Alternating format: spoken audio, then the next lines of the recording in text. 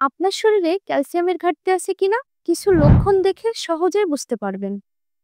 যেমন, আপনার কি হঠাৎ পায়ের পেশিতে টান লাগে, সারাদিন ক্লান্তি লাগে, মনোযোগ ধরে রাখা কষ্টকর হয়, ডিপ্রেশন, মেজাজ খিটখিটে বা ঘন ঘন মুড সুইং হতে থাকে।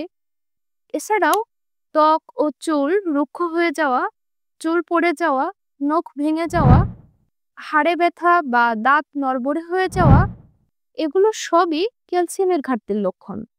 তাই আপনার মধ্যে যদি এই লক্ষণগুলো থেকে থাকে, এখনই সতর্ক হন এবং নিয়মিত ক্যালসিয়াম সমৃদ্ধ খাবার যেমন ছোট মাছ, দুধ, ডিম, দই, ঘি, চিজ, তিল, পালং শাক, বাদাম, কচু শাক, ছোলা নিয়মিত খাদ্য তালিকায় রাখুন।